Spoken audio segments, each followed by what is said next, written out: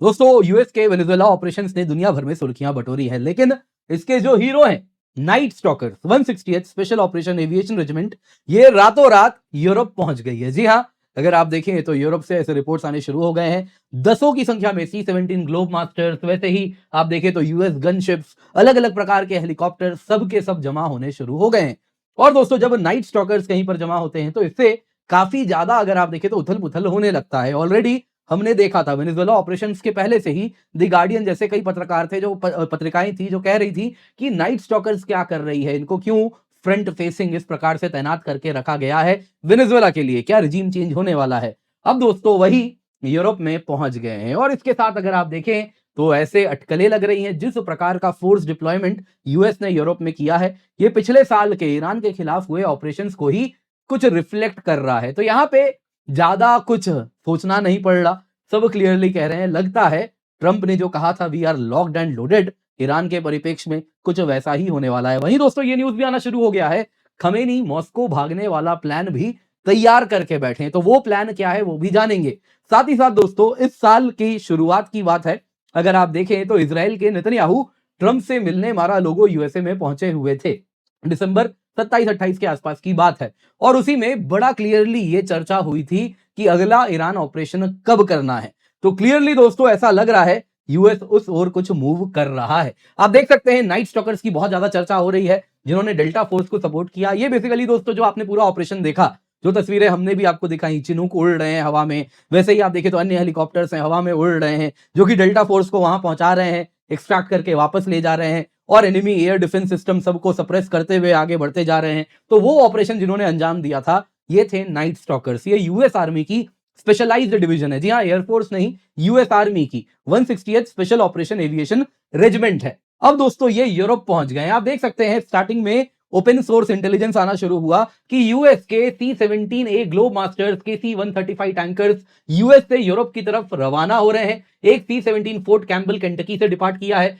ये वही जगह है जहां पे 160th special operation aviation regiment night stalkers जो एलीट यूनिट है, जो डेल्टा फोर्स को सपोर्ट करते हैं, ये वहीं से तैनात है और ये वहीं से मूव कर रहे हैं, यानी कि उनकी मूवमेंट भी हो रही है। और इसके बाद रिपोर्ट आना शुरू हुआ कि ये यूरोप पहुंच गए हैं। आप देख सकते हैं यूरोप की पत्रिकाएं, यूके की मीडिया, एक्सप्रेस ने इसे कवर किया, जिसमें उन्होंने कहा कि ट्रंप ने स्पेशल फोर्सेस को यूरोप भेज दिया है, यूएस नया अटैक ईरान पर करने वाला है। आप देख सकते हैं ये बिल्कुल अभी की रिपोर्ट है। और फिर वैसे ही ओपन सोर्स इंटेल यहां भी आना शुरू हो गया। नाइट स्टॉकर्स यूरोप पहुंच चुके हैं और इसके साथ इन्होंने कुछ मैप वगैरह भी दिखाना शुरू कर दिया है, फ्लाइट रडार वगैरह का, जो दिखा रहा है कि कैसे एसेट्स मूव कर रहे हैं, जिसमें अन्य काफी फेमस हैंडल्स हैं जो कि इन एयर बेसिस पर नजर रखते हैं। उसमें यही बताया गया कि 10 से अधिक C-17 हैं जो कि यूके होते हुए जर्मनी के रैमस्टीन एयरबेस पहुंच गए, जो कि नेटो का सबसे बड़ा एयरबेस है यूरोप में। और इसके साथ ये बात क्लियर हो गई है, इस प्रकार का एसेट मूवमेंट इससे पहले जब ईरान पे वो ऑपरेशन हुआ था यूएस का, तभी हमको देखने मिला था। वहीं दोस्तों दूसरी तरफ ये रिपोर्ट भी आ रहे हैं, खमेनी का प्लान भी आ गया है। ईरान के सुप्रीम लीडर ने प्लान तैयार कर लिया है, रशिया चले जाएंगे यदि रेजिम गिर जाता है। आपको याद होगा ट्रंप ने कहा था कि US is locked and loaded.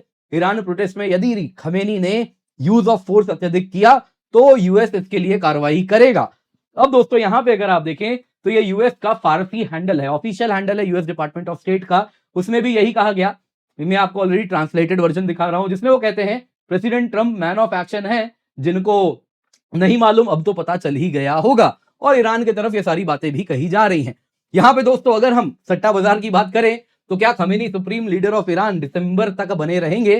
काफी तेजी से ये नंबर बढ़ रहा है, 42% का आंकड़ा पार कर चुका है और जिस प्रकार का ग्राफ है ये और ऊपर जाता हुआ दिख रहा है। वहीं दोस्तों अगर हम देखें तो ईरान में जो प्रोटेस्ट है वो डे 8 एंटर कर चुका है और काफी मैसिव प्रोटेस्ट आपको देखने मिल रहा है। हालांकि जिस प्रकार से ईरान ने इसको डील किया है उसमें अगर आप देखें तो अब तक 20 लोग मारे भी गए हैं, ऐसे भी रिपोर्ट्स आ चुके हैं। वहीं दोस्तों अगर हम देखें तो एक चीज क्लियरली दिख रही है कि देखिए कुछ ना कुछ तो ईरान में होना है, क्योंकि इजराइल के पास अब टाइम नहीं है। अब तक दोस्तों इजराइल डिले कर सकता था, लेकिन जिस तरफ ईरान अब जा रहा है उसमें वो इजराइल उसे जितना डिले कर रहा है मिलिट्री ऑपरेशन, उसके लिए रिस्क उतने ज्यादा बढ़ रहे हैं। क्यों मैं ऐसा कह रहा हूं और क्यों लग रहा है? देखिए कुछ ना कुछ तो होना है। ऐसा इसलिए लग रहा है क्योंकि दोस्तों अगर आप देखें तो ये रिपोर्ट्स भी अब आने शुरू हो गए हैं, एक दो नहीं दसों पत्रिकाओं में। क्या कारण है इसके पीछे, आज के वीडियो में इस पर भी चर्चा करेंगे। तो क्या हो रहा है बहुत जरूरी है जाने, क्योंकि इजराइल के खिलाफ अगर आप देखें तो ईरान ने भी एयर डिफेंस एक्सरसाइज किया 8th डे ऑफ प्रोटेस्ट के दिन, मिसाइल्स वगैरह भी लॉन्च किए हैं। तो बहुत सारी चीजें यहाँ पर हो रही है, जरूरी है उस पर हम चर्चा करें। लेकिन इससे पहले आगे बढ़े, आपसे निवेदन है वीडियो लाइक करें, चैनल सब्सक्राइब करें, बेल आइकन अवश्य दबा दें। साथ ही साथ यूपीएससी मंजिल भाई अकेडमी पिन कमेंट में इसका लिंक है, जल्दी से जाइए, जाके जुड़िए, चैनल सब्सक्राइब करें। मेरे इंडियन ज्योग्राफी का वीडियो भी आपको यहाँ पर मिल जाएगा। सबसे पहले दोस्तों, नाइट स्टॉकर्स कौन है जिसको देख के लोगों को इतना डर लग रहा है, आपको बता देता हूं। ये यूएस आर्मी की 160th special operation aviation regiment है, जो कि वेनेजुएलन प्रेसिडेंट मादुरो को कैप्चर करने में इनका बहुत बड़ा रोल रहा। दोस्तों, ये डेल्टा फोर्स के साथ टाइड है, जिसमें डेल्टा फोर्स अगर आप देखें तो ग्राउंड असॉल्ट और कैप्चर कर रहे थे। लेकिन उस वक्त वो जो आपने तस्वीरों में देखा, वो जो हेलीकॉप्टर्स हवा में उड़ रहे थे, दुश्मन के एनिमी एयर डिफेंस तबाह कर रहे थे, जगह जगह बॉम्बिंग कर रहे थे, और डेल्टा फोर्स को वहां पहुंचाना, एक्सट्रैक्ट करना और एसेट के साथ वापस लाना, उस काम को यही अंजाम दे रहे थे। नाइट स्टॉकर्स अगर आप देखें तो इनके पायलट्स ने, अगर हम अभी रिसेंट ऑपरेशन की बात करें तो इन्होंने मॉडिफाइड चिनूक्स उड़ाए, ब्लैक हॉक्स उड़ाए, और उसी के द्वारा स्पेशल फोर्सेस टीम को इंसर्ट किया और वापस एक्सट्रैक्ट किया। दोस्तों, इनके पास बहुत सारे इस प्रकार के एविएशन यूनिट्स हैं जो आप यहाँ पे देख रहे हैं, जिसमें अगर आप देखें तो अलग अलग प्रकार के हैं, जिसमें चिनूक हेलीकॉप्टर्स देखें तो 70 से अधिक हैं, जो कि हेवी असॉल्ट हेलीकॉप्टर्स हैं।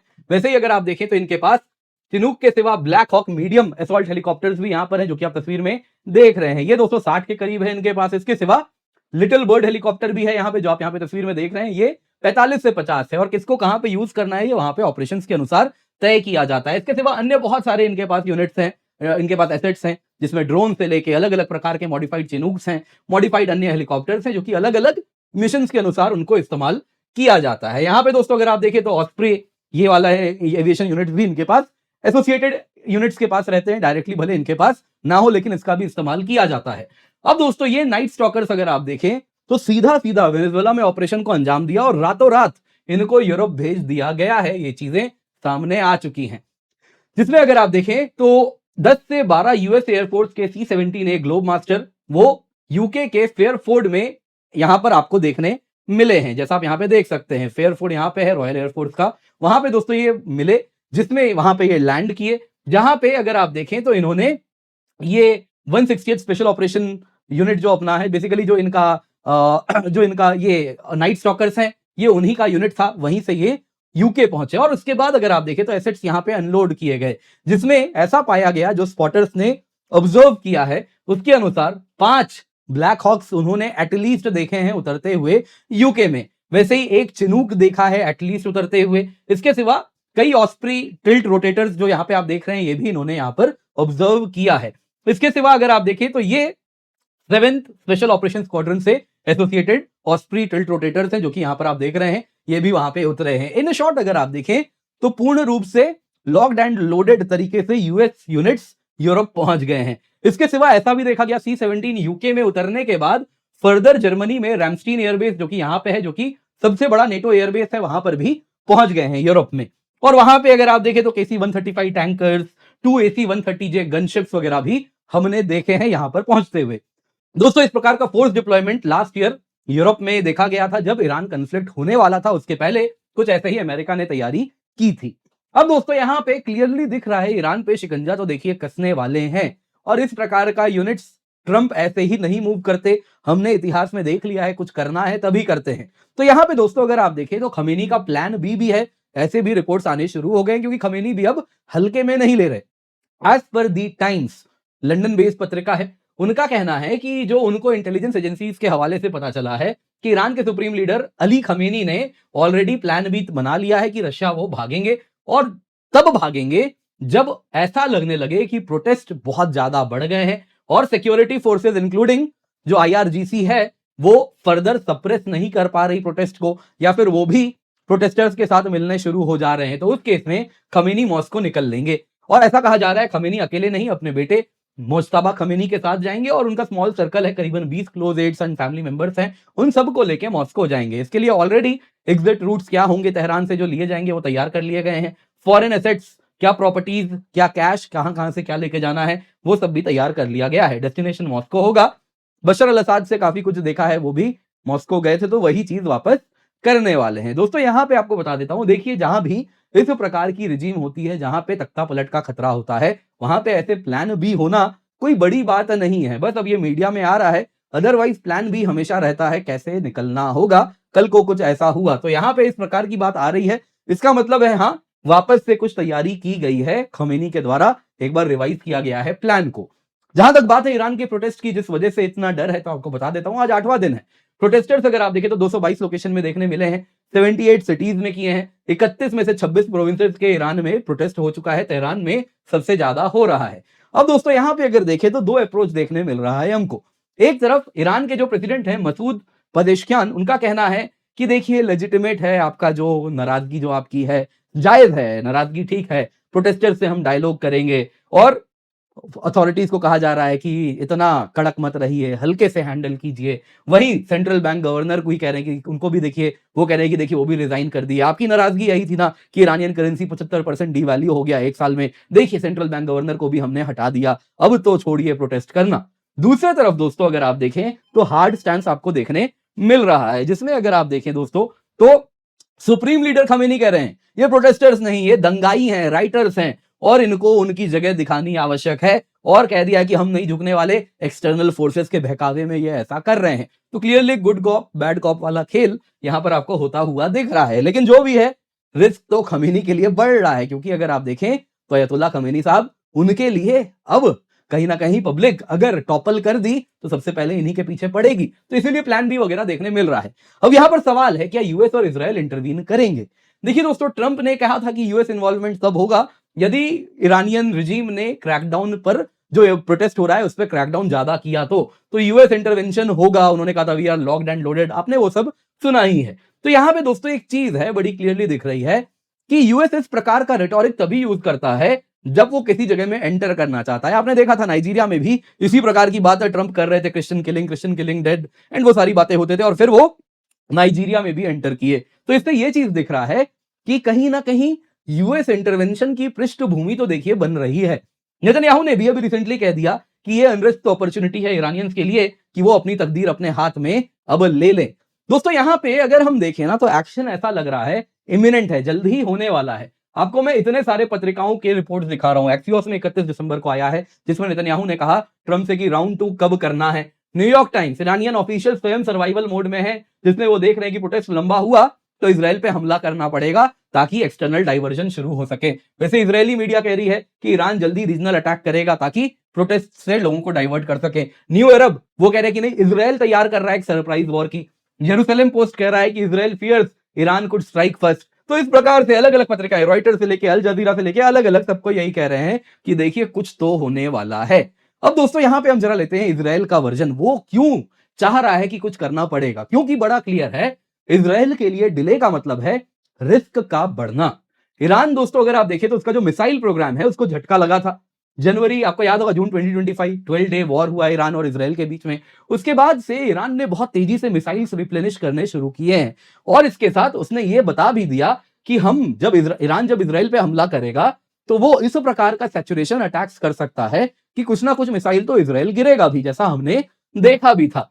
तो यहां पे दोस्तों मिसाइल प्रोडक्शन तेजी से बढ़ा रहा है, और जैसा हमने पढ़ा था कि इजराइल के पास आयरन डोम में जो उसके रिप्लेनिशमेंट्स थे वो कुछ समय के बाद खत्म हो जाते। यदि ये वॉर और एक हफ्ता चल जाता तो इजराइल के पास रिप्लेनिशमेंट बचते भी नहीं, क्योंकि बहुत महंगा है। आपको जैसा बताया था वो एरो मिसाइल्स और अन्य मिसाइल्स जो वो यूज कर रहा है आयरन डोम और बाकी उसके एयर डिफेंस में, वो बहुत महंगा पड़ता है, तो उसका रिप्लेनिशमेंट भी आसान नहीं है। तो यहां पे एक चीज क्लियर है, ईरान का जो मिसाइल प्रोग्राम है वो तेजी से रिप्लेनिशमेंट कर रहा है, और अगले हमले में वो समझ गया है कि इजराइल को कैसे भेदना है। तो यहां पे दोस्तों इसलिए जल्दी हमला करना इजराइल के लिए हित में है, क्योंकि उसके बाद ईरान और मजबूत हो जाएगा। दूसरा कारण क्या है दोस्तों, न्यूक्लियर एम्बिग्विटी अब नहीं है, वो खत्म हो चुकी है। अब क्लियर है ईरान तो देखिए बॉम्ब बनाएगा, और जब तक नहीं बनाएगा तब तक वो कुछ इस प्रकार से करेगा कि नहीं बना रहे, लेकिन बनाने वाला है। कारण क्या है, अब देखिए कोई आईएईए नहीं है जो कि जाके चेक करने वाली है। वैसे ही आप देखें तो हाई लेवल यूरेनियम एनरिचमेंट, उसे करने से अब कोई कैसे रोक सकता है, सब तो उसने कर दिया है। तो यहां पे दोस्तों इसका मतलब यह है कि आने वाले दिनों में ईरान एक न्यूक्लियर पावर भी बन जाए तो कोई बड़ी बात इसमें है नहीं। टाइमिंग दोस्तों क्या है, इजरायली लीडर्स अगर आप देखें तो वो जान रहे हैं कि अब एक्ट करना पड़ेगा, क्योंकि उनके पास समय नहीं है। एक चीज बड़ी क्लियरली दिख रही कि थ्रेट्स समय के साथ बढ़ रहे हैं, तो अब यदि एक्ट नहीं किए तो ईरान और मजबूत हो जाएगा। तो इसमें यूएस के साथ कोऑर्डिनेशन की भी आवश्यकता है। नेतन्याहू दिसंबर 2025 यही बात करने गए भी थे ट्रंप के साथ, लेकिन ट्रंप शायद वेनेजुएला में इन्वॉल्व थे। लेकिन आप अर्जेंसी देखिए, वेनेजुएला खत्म होते ही सीधा वहां चले गए, पूरे के पूरे फोर्सेस को यूरोप भेज दिया, यानी कि बड़े अर्जेंसी के साथ इसको भी ट्रंप देख रहे हैं। यूएस फैक्टर बड़ा इंपॉर्टेंट है। ट्रंप दोस्तों स्ट्राइक्स को लेकर सपोर्टिव है और वो बोल्ड एक्शन दिखाना भी चाह रहे हैं, क्योंकि इससे जो उनकी खुद की गिरती लोकप्रियता है उसको भी बूस्ट मिलेगा। नतीजा क्या होगा, मिड टर्म्स के लिए बड़ा इंपॉर्टेंट है। और यदि ईरान में सरकार गिरा दी तो ऑयल लॉबी जो ट्रंप को सपोर्ट करती है वो बड़ी प्रसन्न भी होने वाली है, क्योंकि बहुत सारी चीजें होंगी और चाइना के लिए भी बहुत बड़ा धक्का होगा यदि ईरान में सरकार बदल जाती है। तो चाइना अगर आप देखें तो ईरान से ही तेल ले रहा है, ईरान में उसका फुटप्रिंट है वो खत्म हो जाएगा। और ट्रंप का पूरा अगर हम स्ट्रेटेजिक पॉलिसी देखें तो वो चाइना को ही कमजोर करने के लिए हर जगह एक्शन ले रहा है, तो उसमें भी ईरान का रोल बड़ा इंपॉर्टेंट है। तो देखिए कुछ चीजें हो सकती हैं, इसकी संभावना तो लग रही है। आपको क्या लगता है कमेंट में अवश्य बताइएगा। बाकी दोस्तों आपको याद दिलाना चाहूंगा आज हमारा ऑफर खत्म हो रहा है, 60% ऑफ आपके लिए हम लेकर के आए हैं। मेक श्योर आप जुड़े, क्योंकि 17,999 रुपए में सब्सक्रिप्शन मिल रही है, दोबारा ये कीमत नहीं आने वाली। जी हाँ, एक साल की सब्सक्रिप्शन 17,999 में है। वैसे अगर आप 18 महीने की लेते हैं तो 20,999 में है, 3 साल की लेते हैं 29,999 रुपए में ही आपको ये सब्सक्रिप्शन मिल रही है। लेकिन आज ऑफर खत्म हो जाएगा। इसके सिवा 18 महीने और उससे अधिक सब्सक्रिप्शन लेते हैं तो आपको सीएससी एश्योर भी मिलता है, यानी कि आपने सब्सक्रिप्शन लिया, एग्जाम नहीं क्रैक कर पाए तो आपको एक्चुअली सब्सक्रिप्शन हम देंगे, subject to terms and condition, जो बताते हैं कि हाँ आपने मेहनत की है, आपने पढ़ाई की है।